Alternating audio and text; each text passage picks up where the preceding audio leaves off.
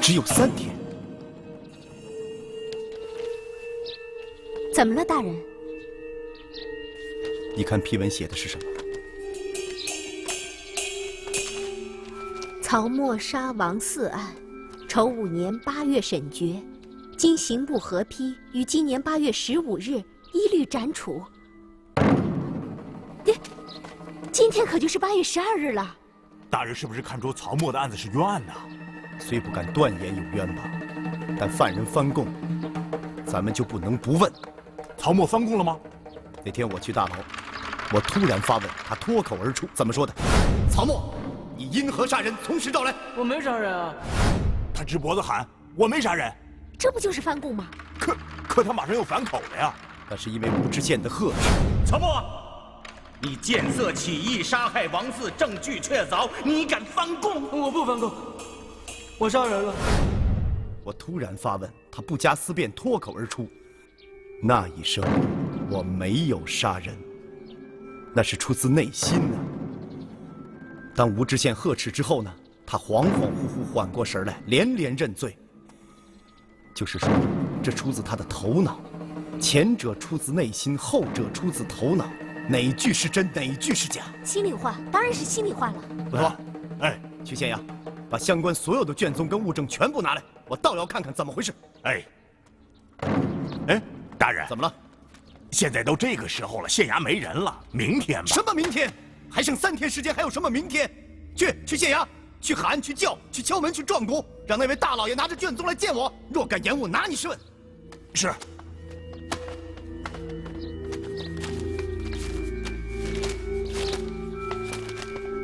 大人，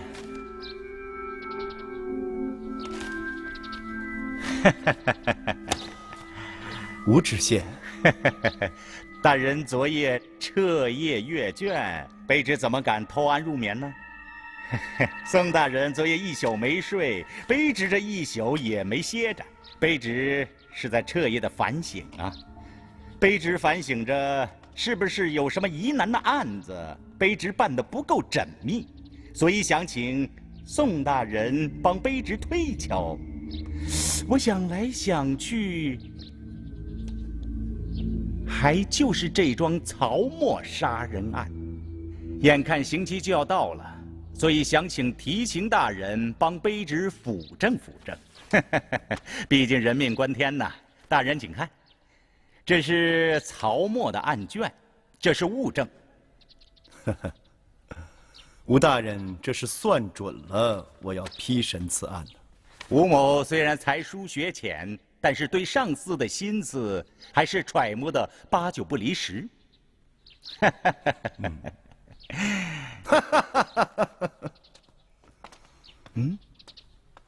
大人为何发笑啊？您这一大把年纪了，每天看着上司的脸色说话，猜着上司的心思行事，挺累的吧？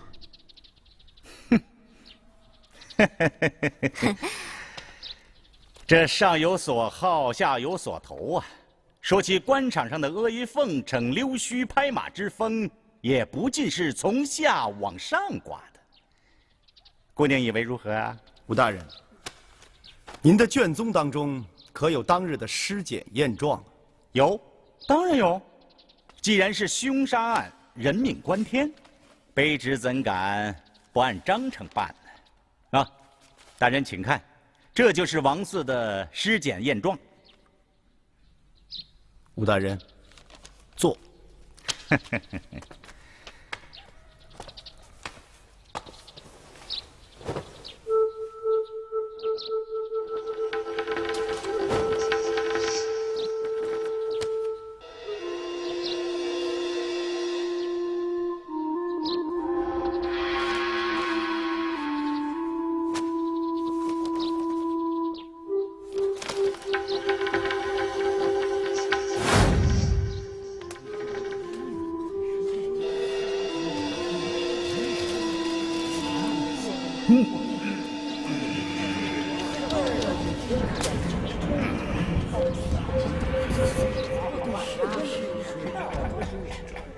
皮破出血，利器所伤，然后把尸体处理了。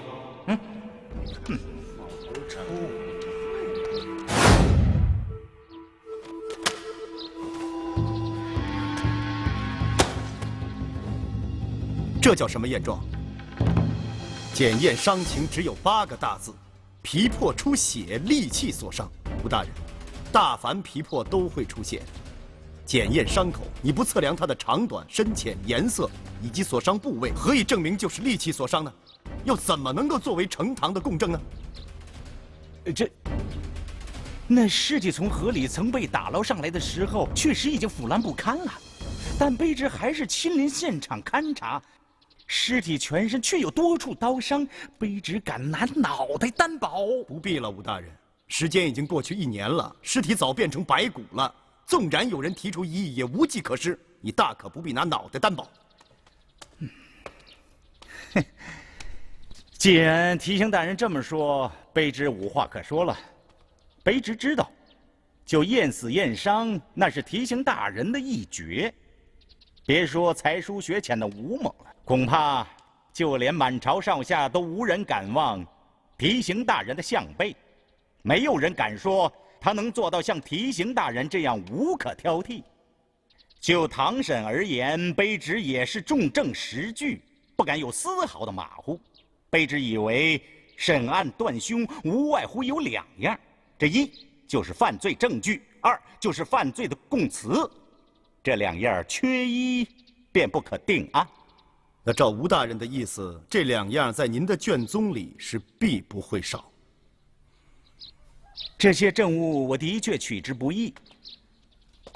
大人知道，那曹某为人刁钻，开始他还是百般的狡辩，但是经不起卑职的再三审问，最后他终于把杀害王四的犯罪事实供认不讳。大人请看，这就是曹犯供词，还有他的亲笔画押。在宋某看来，供词远不如物证重要。看看你的物证吧。说起物证来，当首推凶器，但曹犯为了隐藏凶器，把杀人用的菜刀扔进了江河，因为江河太急，几经打捞未获。那这么说，还是少了1样啊。凶器虽然没有打捞上来，但是曹犯交出了杀人时候所穿的血衣，那血衣上浸满了被害人的血迹。大人请看。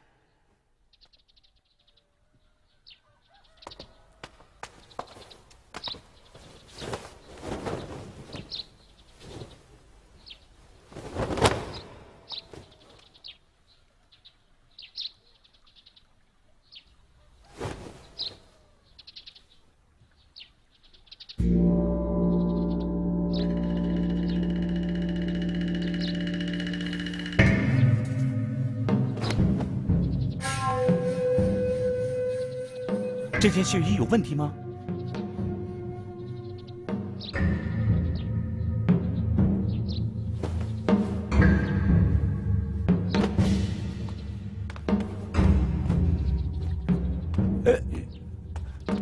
大人，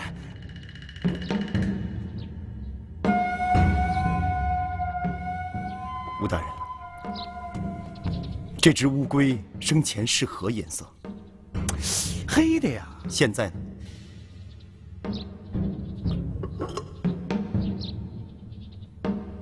白的。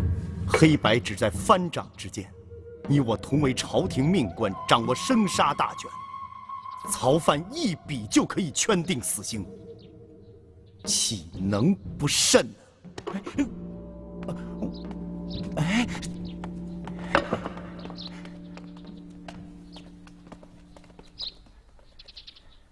哎，慢着！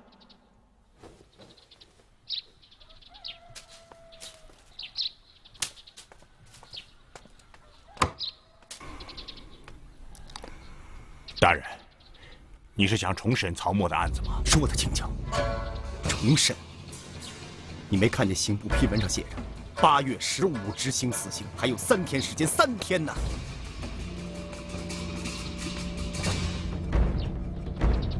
就算是我认为曹沫有冤，可是本案毕竟有人被谋杀。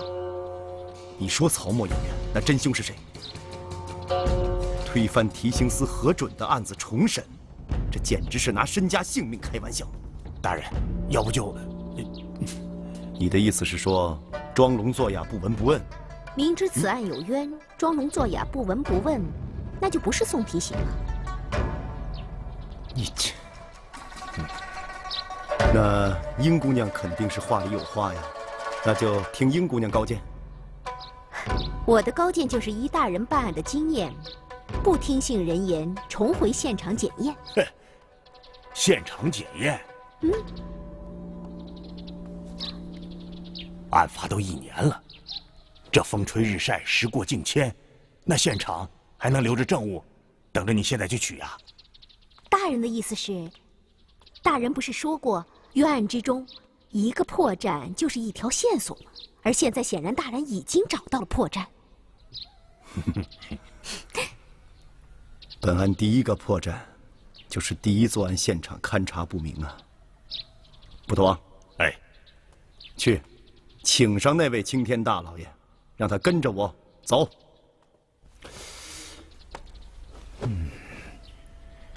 这姓宋的到底看出什么来了？吴知县啊！提刑大人有请。提刑大人是不是要提审曹沫？不，去河边钓鱼。钓鱼？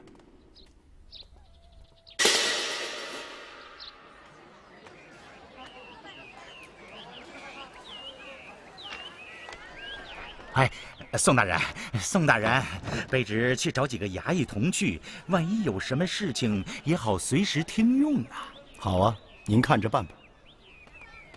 哎，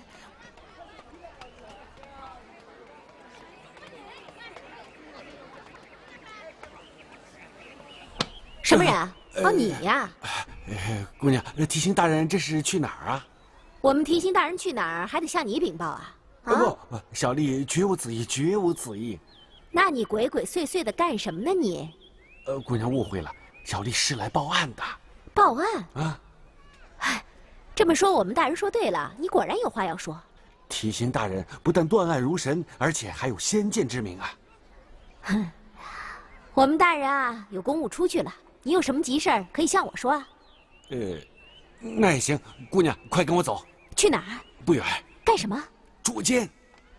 我还以为什么事儿呢？这种事儿啊，找你们自己的县太爷解决去吧。姑娘，姑娘，这可是关系到一个命案的真相啊！命案，你快说清楚。只要姑娘跟我去做个亲眼见证，也免得提刑大人回来以后说我是在混淆视听啊。我还真不怕你耍什么伎俩。走。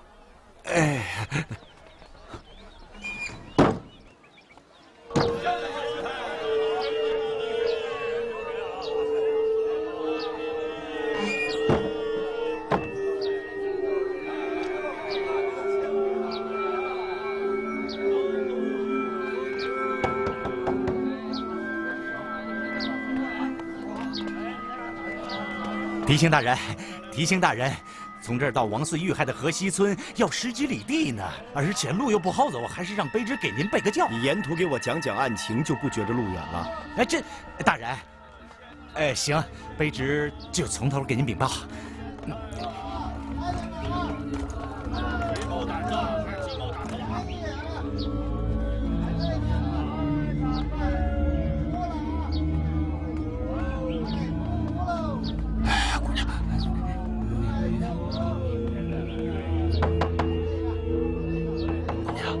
你我就在门外来个守株待兔。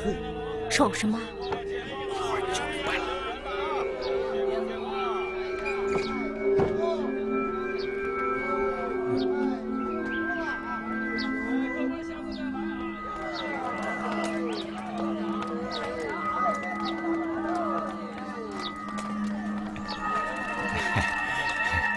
提刑大人，这事儿呢是这么回事啊。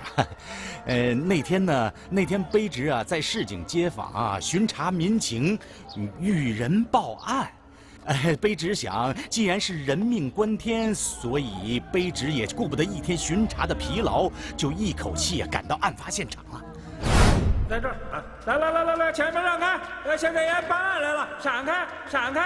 现在也办案来了。就这儿，就这儿。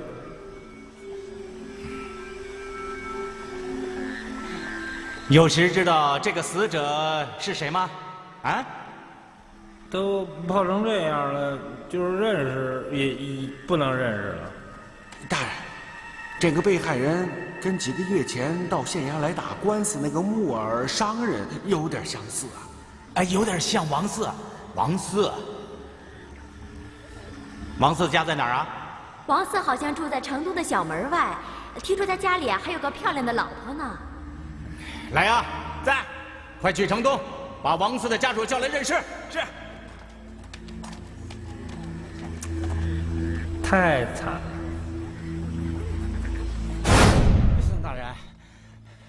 宋大人，咱们还是走大路吧。哎呦，你不是说绕山走大路要多行10里吗？是啊，卑职累了，卑职走不动了，咱们还是歇会儿吧。哎呀，宋大人，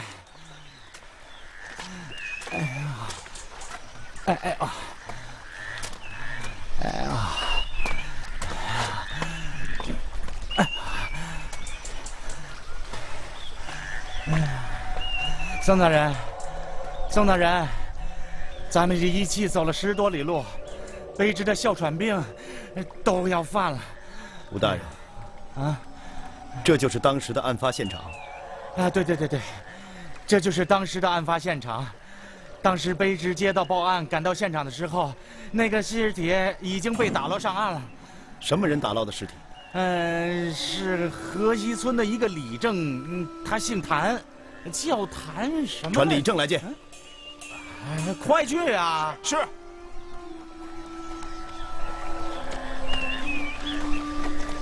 吴大人啊，此地显然不是杀人的好地方。宋大人，这是什么意思啊？我的意思是说，如果要是吴大人您的话，您会选择此地作为杀人越货的现场吗？宋大人，卑职就是再不称职，卑职也是一个断案的县官，我不是作案的凶犯。这种杀人的念头，恕卑职不敢想象。恕罪，吴大人。我的意思是说，一个断案者如果对作案人的心理一窍不通的话，恐怕也不见得是什么高手。宋大人既然这么说，卑职领教了。吴大人，领教了。来，请过来。你看，沿此往上10里长堤，任何一个地方把尸体抛下去，恐怕尸体都会漂流到这儿。更何况去年盛夏是大汛，河水绝不会像现在这么干涸。宋大人，你的意思是说，这个地方不是案发的第一现场？你说呢？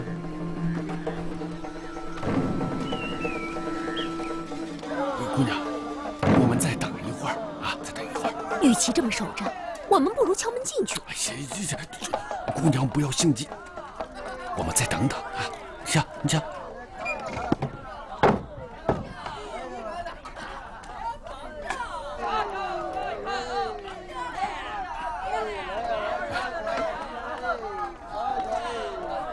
姑娘，你看出什么名堂了吗？我只看她长得漂亮。漂亮女人就是祸呀。姑娘，你别误会了，小丽绝无指桑骂槐的意思。你知道这是谁的家呀？谁的家？3天之后就要杀人凶手。姑娘，你要知道这女子是谁吗？她是被害人王四的老婆，叫玉娘，丈夫被人谋杀了，可是老婆呢，却频频出没于凶手家门。姑娘不觉得这其中另有名堂？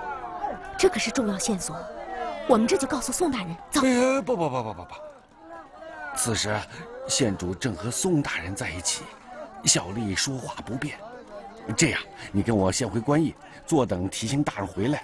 小丽要条分细缕地对提刑大人说说此案之谜呀。啊，走走走走。吴大人，你差人去叫死者的家属前来认尸之后，又发生了什么？当时有人说这个死者和城东的木耳商人王四有些相像，卑职当时就差衙役去唤王四的家属。原来王四家没有什么亲人，但却有一个比王四小了10几岁，而且长得如花似玉的老婆。他老婆叫什么玉娘？对。那天卑职也见了，樱桃口丹凤眼，一看就是勾人魂魄的这个小妖精。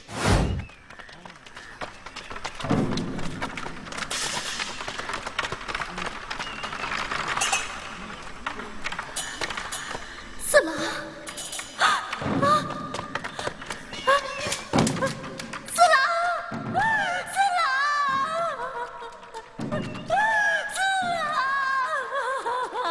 天下女人，只要是女人便就罢了，何必偏偏还要造出这些漂亮女人来招惹是非？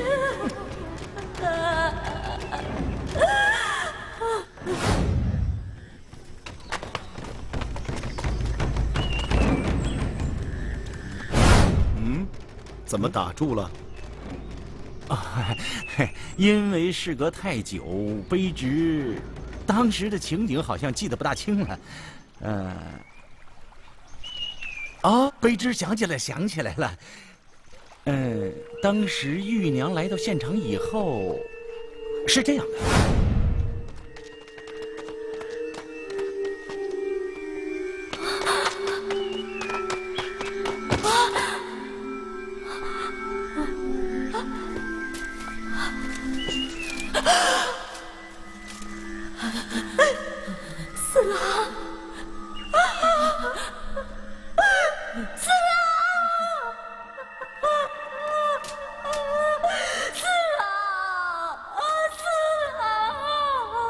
天下女人，只要是女人便就罢了，何必偏偏还要造出这些漂亮女人来招惹是非？宋大人，他们毕竟是夫妻呀。这玉娘当时撩开草席一看，就认定这就是她丈夫王四。可是案卷上说，曹沫杀人是因为他垂涎一位有夫之妇。对啊，曹沫对此供认不讳啊。案卷上还说，第一指证曹沫杀人的是一个姓王的媒婆。对，就是这个王媒婆，就是她陪着玉娘一起来到现场来认的尸啊。四郎，这是谁下的毒手啊？天哪，我只当是句戏言，谁知道他真敢下毒手啊！王媒婆的话让卑职听得清清楚楚，卑职当时就把王媒婆带回县衙，在堂上一问，王媒婆就说出了此案的真相。他说什么？王媒婆说，曹沫这个小子生性风流，在王四被害的前3日，他曾经找过王媒婆，他因为垂涎玉娘的美色，却让王媒婆给他们说和。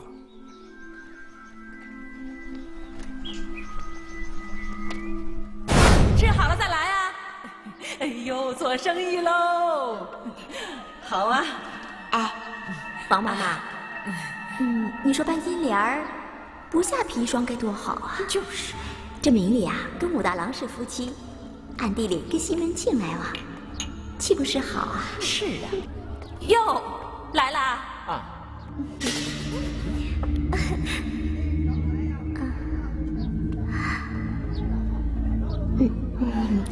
王妈妈最近生意可好啊？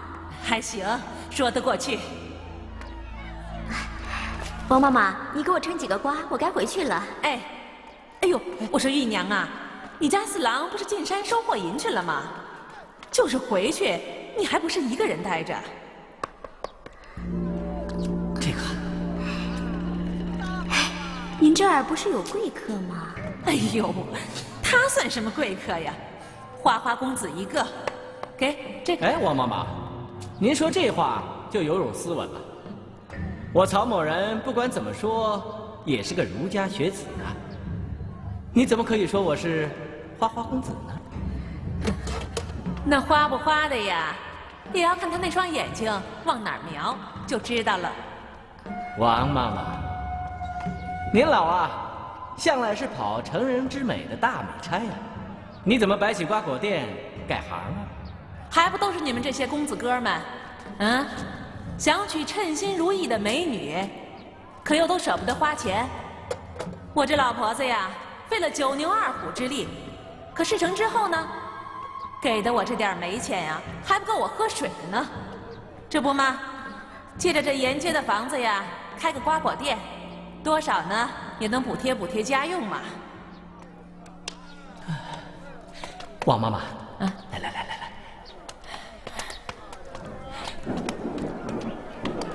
王妈妈啊，您要是给我做成了大美呀，你看我会不会亏待你啊？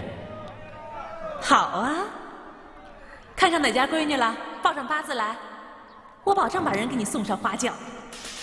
王妈妈，王妈妈，哎，银子您收好，我走了啊。我说玉娘啊，这四郎今天要是回不来了，你买这么多瓜不就都烂了吗？不会的，他今儿一定回来。走了啊。做生意的人呐，在家要算钱，那出门要看天，那可说不准。王妈妈，我们家四郎啊，今天是去东山收银款，不会耽搁的。再说，今天是我生日。哦，他还说回来尽早给我赶寿面呢。怪不得呢。走了啊。哟，我这手绢儿哪儿了？玉娘啊，你看这天快要下雨了，等雨过了再走吧。不了，这么近的，走了啊。山里的天气说变就变。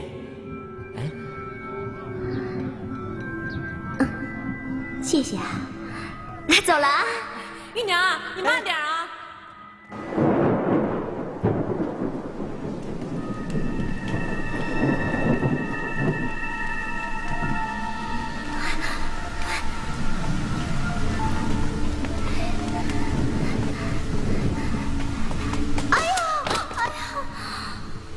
哎呀，玉娘，你没事吧？没事。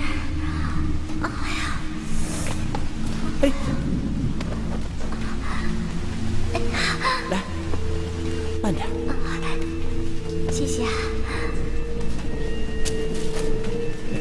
我来吧。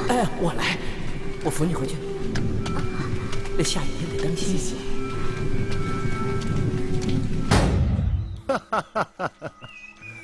好一段风流佳话呀！哼，风流不假，佳话就不必了。大雨扑不灭的烈火，随后就燃起了邪恶的欲火。人呐，哼！吴知县，王四那天外出是去收取货银的，对吧？王媒婆说过，但是没有说的那么十分详细。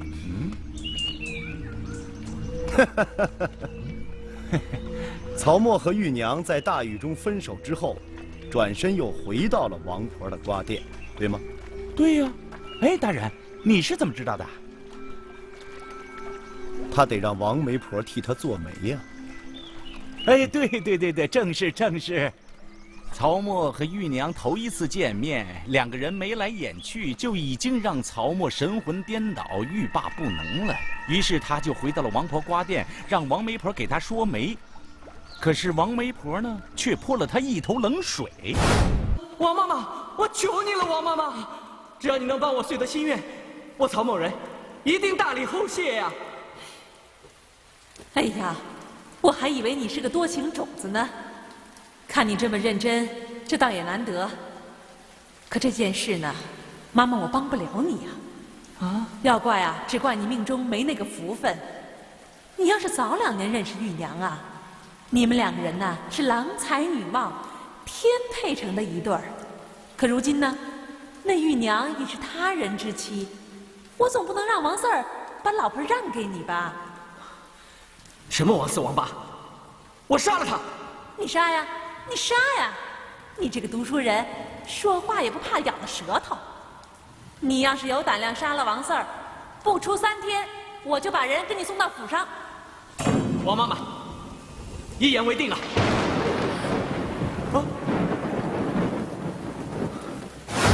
曹沫扬言要杀了王嗣，是在王嗣死前的前3日。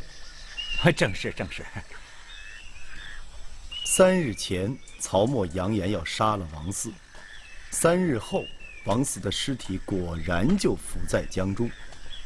卑职以为这不会是巧合吧？那个李正怎么还不来啊？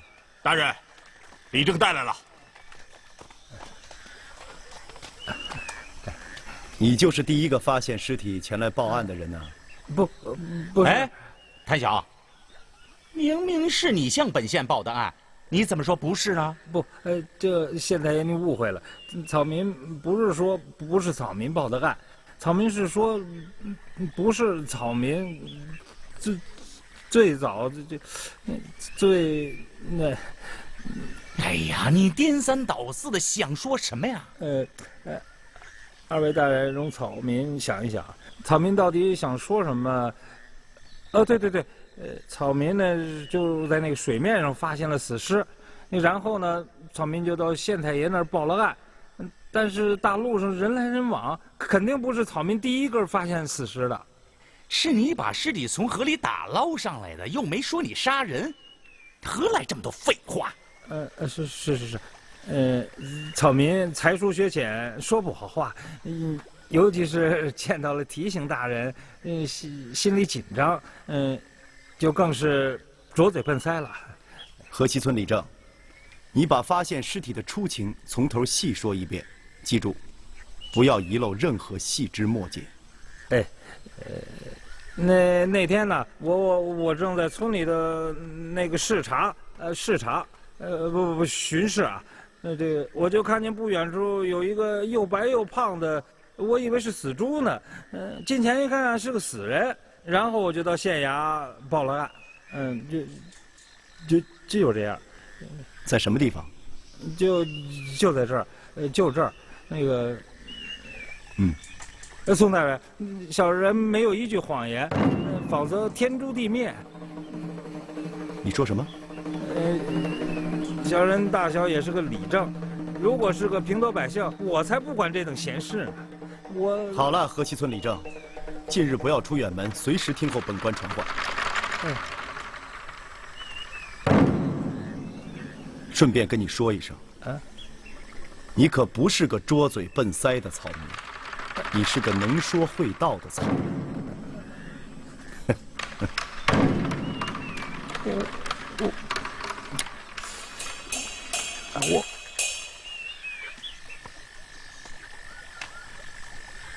你怀疑是刚才那位李正先杀人后报案，玩了个贼喊捉贼？要不然，刚才他为什么一再说不是他最先发现尸体？这不是此地无银300两吗？他杀人劫财在前，捞尸报案在后，主动报案恰恰是为了掩盖其杀人的真相，对吧？没错，按常理，官府不会怀疑报案人就是凶手。他就是想利用这一点来掩盖真相。不过，有一点卑职不能自圆其说。什么？动机。李正为什么要杀王嗣呢？动机我就可以帮你圆。王嗣被害前是去收取货银的，他身上肯定带有不少银两。哦，那就是谋财害命了。可太平县怎么只问杀人不问劫财呢？宋某也是百思不得其解。既然有这么大个漏洞，何不以此为柄，推倒重审呢？不可操之过急。没有十足的把握，不能让刑部改判已经判好的案子。刚才你说那位李正谋财害命，听起来很有道理。这世上啊，虽有许多意料之外的怪事，但细究起来，无不在情理之中。本案要真是李正先杀人后报案，他就要在上游，至少在3天前走不下10里，先杀人后抛尸，然后在河西村等候尸体漂流到这儿，捞尸报案。有这么有悖常理的事儿吗？这，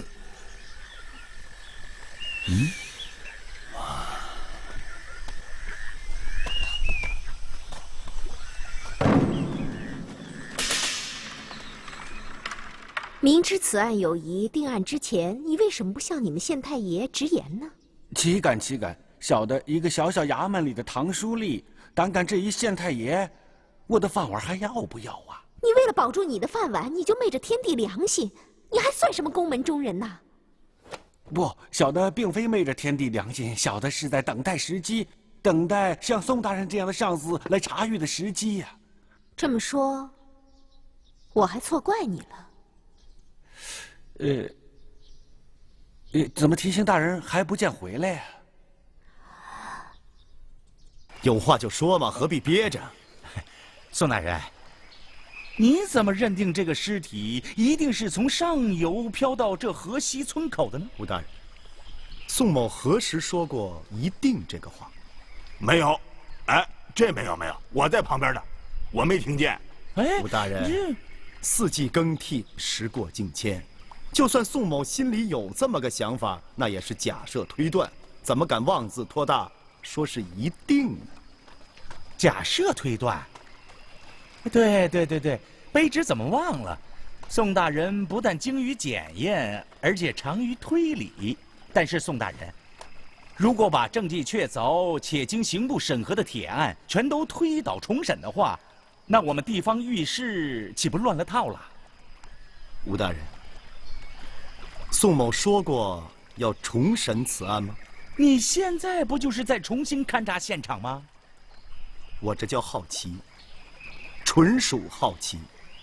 宋某就是愿意越离奇的案子，我越要自己走它一遍。这跟重审可不是一回事，跟刑部批文更是没有任何关系。更何况吴大人，1年前的谋杀案，1年以后找作案现场，痴人说梦啊！宋大人，你若这么说，你是举重就轻呢，还是心里没有10成的把握呀？吴大人，你说呢？来人，在搀扶吴大人。是，我不走完这长堤誓不回头。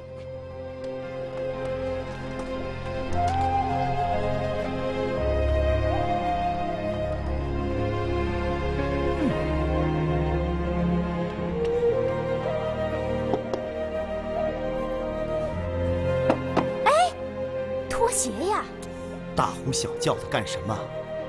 难道我还至于穿着鞋泡脚吗？对，哪会呢？穿着鞋泡脚，在您身上不才发生过2、3次吗？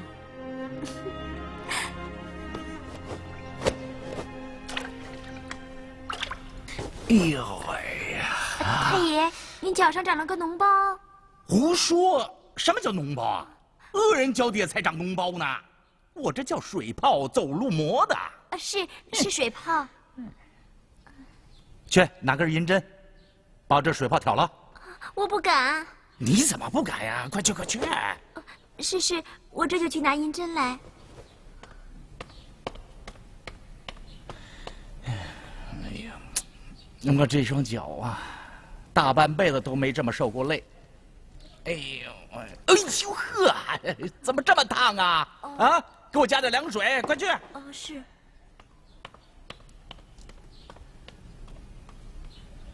哎呀，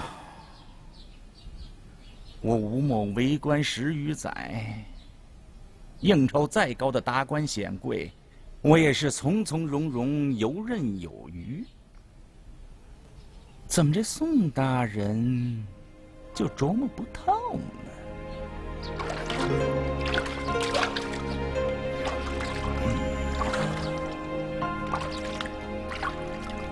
泡脚真是人生一大快事啊！大人，案子又没头绪了。我这么说了吗？这还用说吗？每次遇到难题解不开的时候，您都要泡脚。我怎么添了这么个毛病？您问谁呀？问你呀。我父亲当知县的时候啊，也有这个习惯。对，你还经常跟他斗，让他溅你一脸洗脚水，是吧？你是怎么知道的？你跟我说的。哦，对了，第一次给大人泡脚的时候告诉您的。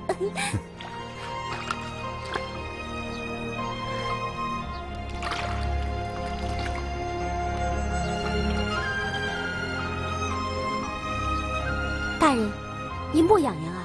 你想让我也溅你一身洗脚水吗？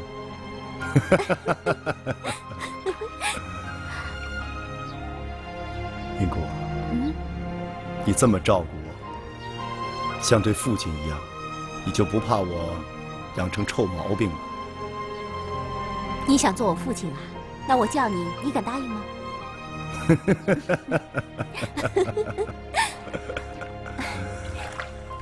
好了好了好了，别闹了别闹了。